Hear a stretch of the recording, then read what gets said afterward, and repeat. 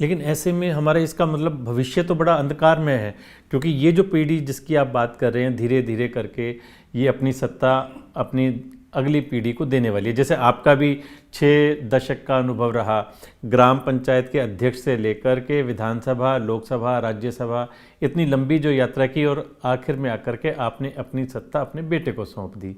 तो इसका मतलब ये हुआ कि आने वाली पीढ़ी उन आदर्शों को कायम नहीं रख पाएगी।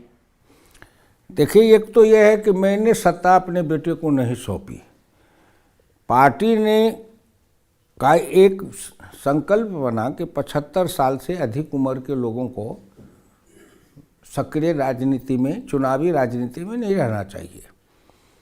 तो मैं सबसे आगे, जब उसको उत्कृष्ट सांसद का सम्मान मिला था, तो सार्वजनिक रूप से मैंने घोषणा कर दी थी कि अब मैं चुनाव तो लड़ूंगा नहीं, ये मेरा अंतिम है। और जाते जाते आपने जो उत्कृष्ट सांसद का सम्मान से सम्मानित किया है, इसके लिए मैं आभार प्रकट करता हूँ। तो पार्टी ने स्वयं निर्णय किया कि जो मेरा लोकसभा का सीट है, उसी में एक सीट से, विधानसभा से, मेरा बेटा 3 बार एमएलए बना था, संयोग से इस बार हार गया था। तो वहाँ पार्टी ने स्वयं निर्णय किया कि जब ये हट रहे हैं, छोड़ रहे हैं, तो इनके बेटा को ही इनके जगह पर चुनाव लड़ाया जाए। मैंने मांग भी नहीं की, मैंने कहा भी नहीं, उस समय में चर्चा भी नहीं की। दूसरी बात यह है, लोहिया की दृष्टि थी, जो लोहिया बार बार कहते थे और लोकसभा में भी बोले हुए हैं कि क्रांतिकारी अर्थनीति और राष्ट्रीयता के साथ जो दल होगा वही दल कांग्रेस को मार सकती है। 64 में उन्होंने कहा था। तब उन्होंने कहा था कि ऐसा दल बनेगा या नहीं बनेगा मैं अभी नहीं कह सकता, लेकिन उनका शब्द मैं दोहरा रहा हूँ कि उन्होंने कहा था कि उस कृष्ण का जन्म हो चुका है, चाहे वह छोटा ही हो, लेकिन एक दिन जब वो बढ़ेगा तो कांग्रेस को पछाड़ेगा और इनके सीने की हड्डी को तोड़ेगा। कौन? जिसमें क्रांतिकारी अर्थनीति और राष्ट्रीयता। तो आज नरेंद्र मोदी की जो नीति है, सरकार की नीति, उसमें क्रांतिकारी अर्थनीति के साथ राष्ट्रीयता दोनों का समन्वय है। और वही कांग्रेस की कमर तोड़ने, वही कांग्रेस की कमर टूटी है।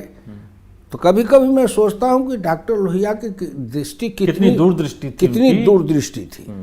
उसी समय उन्होंने कल्पना कर ली थी कि इस तरह के व्यक्तित्व के लोग ही कांग्रेस को पछाड़ सकते हैं।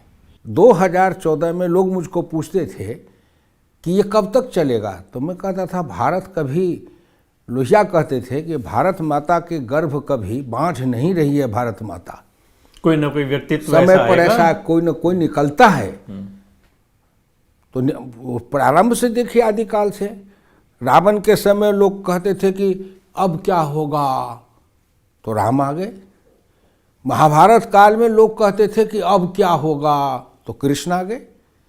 अंग्रेजी राज के समय में लोग सोचते थे अब क्या होगा, तो गांधी आ गए।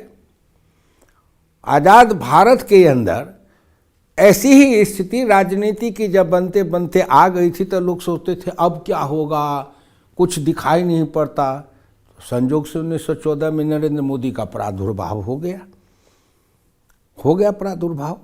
तो ये इतिहास चक्र से भारत के अंदर से समय समय पर जो एक इस तरह से निकलते आए हैं लोग, परंपरा, वो परंपरा को मैं कह रहा हूँ। तो उसके अंदर से अभी राष्ट्रीयता की जो भावना है वो दुर्बल कर दी गई थी।